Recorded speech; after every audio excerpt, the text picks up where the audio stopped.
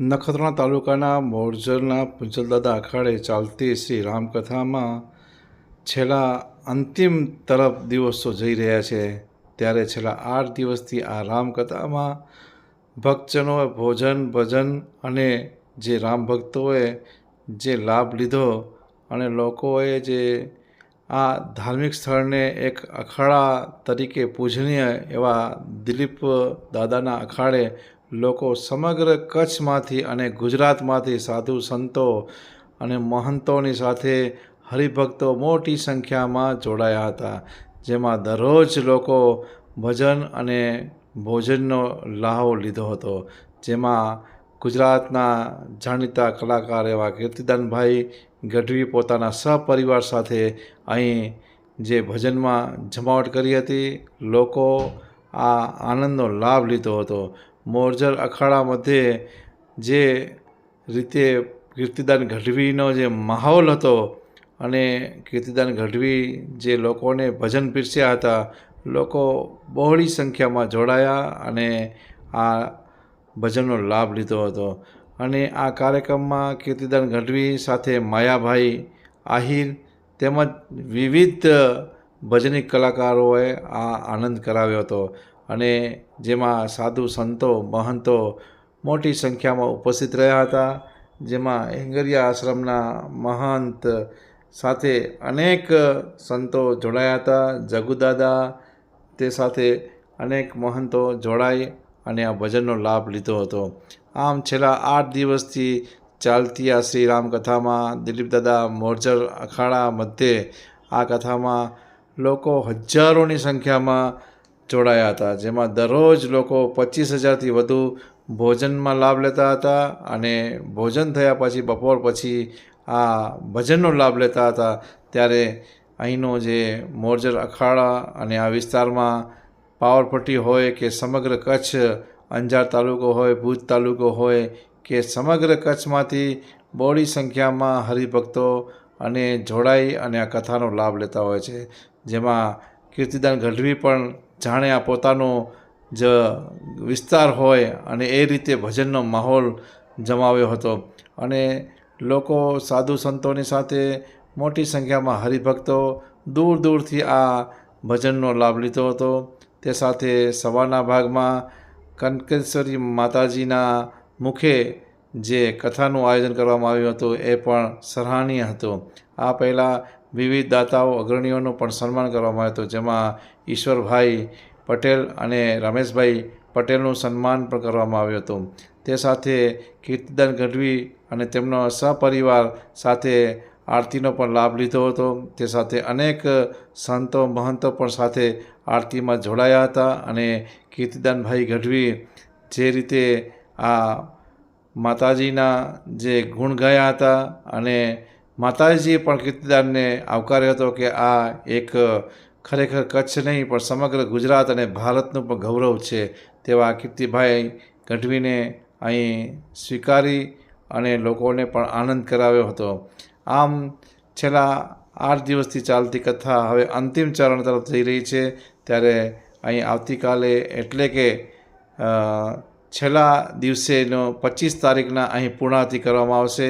અને તે પહેલાં જેમણે પણ સહયોગ આપ્યો છે એવા દાતાઓ, દિલેરી દાતાઓ જેમણે 11 લાખનું દાન આપ્યું છે, હરેક દરરોજ ભોજનના દાતા બન્યા હતા એવા અનેક દાતાઓનું સન્માન કરવામાં આવ્યું હતું. તે સાથે અહીં બચાવના મહંત પણ અહીં ઉપસ્થિત રહ્યા હતા અને આરતીનો લાભ લીધો હતો. તે સાથે અનેક નાના મોટા કલાકારો અને સાધુ સંતો જોડાઈ અને આ કથાનો લાભ લીધો હતો. તે સાથે જયેશભાઈ ઠક્કર અને વિવિધ રાજકીય સામાજિક અગ્રણીઓ પણ અહીં ઉપસ્થિત રહ્યા હતા. જેમાં રાજકીય, સામાજિક, ધાર્મિક રીતે સંસ્થામાં અનેક જોડાયેલા આ વિવિધ દાતાઓનો પણ અહીં સહયોગ મળી રહ્યો હતો. છેલ્લા જે અહીંના જે નખત્રાણા તાલુકા આહિર સમાજ દ્વારા જે આયોજન કરવામાં આવ્યું હતું, જેમણે સમગ્ર આ ભારતભર અને ગુજરાતના કાપડી સમાજ પણ જોડાયો હતો. અને આ દિલીપદાદાના કાપડી તે સાથે અનેક વિવિધ સાધુ સંતો માતાજીઓ અહીં જોડાઈ અને લાભ લીધો હતો. આમ છેલ્લા 8 દિવસથી ચાલતી કથા હવે અંતિમ તરફ જઈ રહી છે. ત્યારે કનકેશ્વરી માતાજીએ તમામને આવકાર્યા હતા. અને હવે આગામી જે આ વિસ્તારમાં પહેલાં બડલી, હવે મોરજર બે જગ્યાએ, એ પહેલાં કલ્યાણેશ્વર જે મહંત છે એમની જગ્યાએ હિંગરિયા પણ કથા કરી આવ્યા છે. આમ જે કનેશ્વરી માતાજીએ જે લાભ અપાવ્યો હતો અને લોકો દૂર દૂરથી જઈને આ લાભ લીધો હતો. આ પહેલાં નખત્રાણાના અને વિવિધ આહિર સમાજના અગ્રણીઓ પણ જોડાયા હતા અને તમામનું અહીં સન્માન કરવામાં આવ્યું હતું. અને લોકોએ જે સાથે અર્જુનનાથજી તેમજ વિવિધ ભારત મહારાજ, તે સાથે ભરતદાદા અને વિવિધ અગ્રણીઓ ઉપસ્થિત રહ્યા હતા. આમ છેલ્લા ઘણા દિવસથી ચાલતી આ રામકથામાં લાખોની સંખ્યામાં લોકોએ મહાપ્રસાદનો લાભ લીધો હતો, કથાનો લાભ લીધો હતો. હવે જ્યારે આ 9 દિવસથી દરરોજના 25,000 લોકો અહીં જમતા હતા અને લોકો આનંદ, ભજન ને ભોજન અને સાધુ સંતોની જે સત્સંગ હતો એમાં પણ લાભ લેતા હતા. અને કીર્તિદાનભાઈ ગઢવી ખાસ દિલીપદાદાના પાસે આશીર્વાદ લીધા હતા કે આ મારું પોતાનું જ ઘર છે અને મને જે અહીં આનંદ મળ્યો છે અને અહીંના જે સંતોના આશીર્વાદ છે, ત્યારે આ લાભ લઈ અમે આ જે કચ્છમાં હું છેલ્લા 2 દિવસથી અહીં મોરજર રોકાયો અને લોકોને આનંદ થયો. સાથે એમને પણ આનંદ કે કેમ કે આ વર્ષમાં 1 કે 2 વાર આ જગ્યાએ આવતા હોય અને કીર્તિદાનભાઈ પોતાના પુત્ર અને સાથે પોતાના પરિવાર સાથે અહીં જોડાયા હતા અને આ કથાનો આનંદ પણ લીધો હતો અને દાદાના આશીર્વાદ લીધા હતા. કીર્તિદાનભાઈ ગઢવી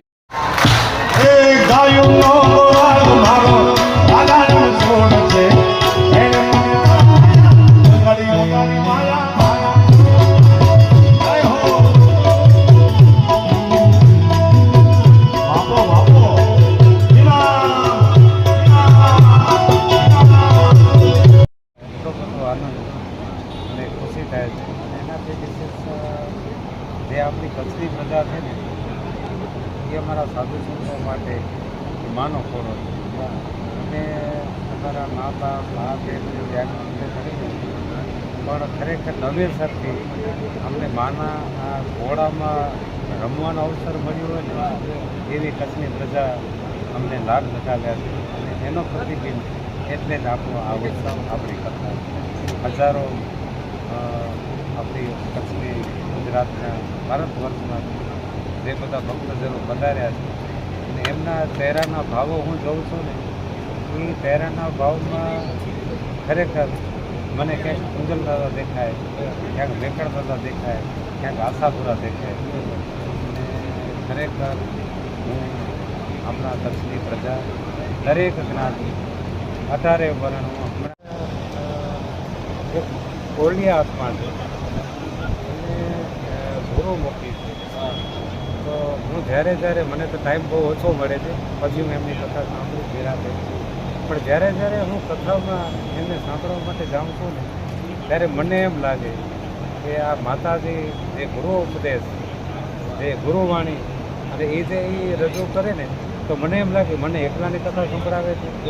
પછી સારા જે શ્રોતા હોય, જે કથા સાંભળવા માટે આવે, એવા લોકોને મળીને હું જ્યારે પ્રતિભાવ લઉં ને, ત્યારે એ પણ એમ જ કે દાદા, અમને એમ લાગે કે માતાજી ફક્ત મને કથા સંભળાવતા હોય અને મારી શંકાનું સમાધાનો કરતા હોય, એવી માતાજી એક પરાત ચેતના એમના શરીરમાં પ્રવેશ કરી ગઈ હોય ને, એવી માતાજીની કથા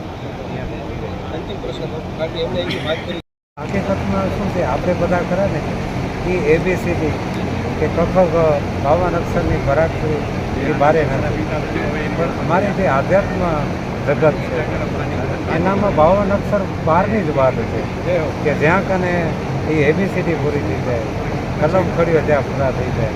અને એના પછીની જે વાણી જે છે ને, જેને પરાવાણી કહેવાય, એ એમના જે સદગુરુ મહારાજ જે ખરા ને, એ પરાવાણી એટલે ગુજરાતની નહીં, ગુજરાત યુનિવર્સિટી કે કચ્છ યુનિવર્સિટી નહીં, પણ આખા વિશ્વની મોટી યુનિવર્સિટીઓ ખરીદે છે. એનામાંથી જે PhD ડૉક્ટરેટ થતા હોય, એવા 1000 ડૉક્ટરેટ પદવીઓ એ સદગુરુના ચરણમાંથી ને એના આશીર્વાદમાં.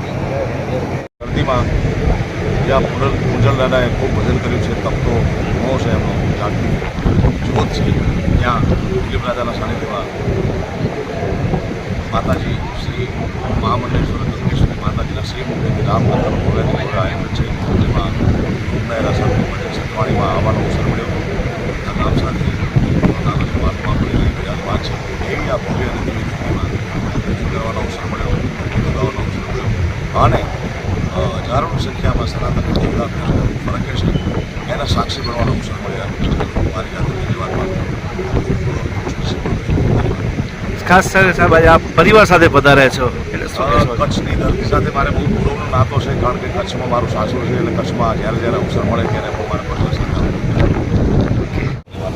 અને રોજ એવો પ્રયત્ન કરું છું કે સંતોને પ્રિય લાગીએ, સંતોને વાલા લાગીએ. આજ દિન સુધી કોઈ પણ જગ્યામાં ન્યાયપૂર્ણ કાર્યક્રમ કરવાથી હોય તો મારો આખો વ્યવસાય છે ક્યારેય સંત તરફથી સાથે જે પ્રેમ મળે તેમથી સ્વીકારે અને જગ્યાઓમાં જવાનું એટલા માટે કરતો હોઉં છું. મારી ઘરની પૂજા મળે, ભોજનની વોરા મળે, આશીર્વાદ અને આખું જગત આશીર્વાદ સબ કે છે સફળતા પુરુષને વ્યક્તિને આશીર્વાદ થતી મળતી આખું જગત મળે છે. એટલે મારી કારકિર્દીમાં સંતોના આશીર્વાદ શ્રી બાળકોના આશીર્વાદ માતાજી હોય, ઇસ્કોન સંત છે, અનેક સંતોના એવી આશીર્વાદ મળતા. સત્તા અને સંપત્તિ એક એવો જો ખરેખર જો સંતોનો માન્યતાનો હોય અને એમના સંતોના આશીર્વાદ માતાજીના આશીર્વાદ એ જે છે કેમિકલ લોચો ખરાબ પણ કીર્તિદાનભાઈ જે સ્ટેબલ રહ્યા છે શું છે? તમે સત્તા સંપત્તિની વાત કરી. સત્તા સંપત્તિ સમય રહેવાનું ઘડી જાય છે. દરરોજ પોઝિટિવ ઊર્જા મળતી હોય છે. અંતિમ પ્રશ્ન ગાંધીના જગ્યા ઉપર અને દાદા મેમ્બર અને ગાંધીના દાદા એક એવા સંત છે કે નિર્મળ સંત જેને કહી શકાય. તો કેવું લાગે છે કીર્તિદાનભાઈ આવી જગ્યા મોરબી સાથે મારો પારિવારિક નાતો છે. અમારા સગા સંબંધી ઘણા બધા છે.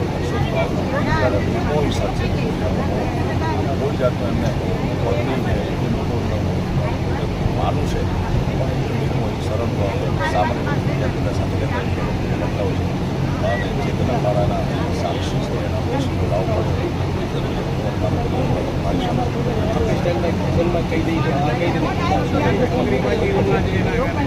સાચા રે સંતો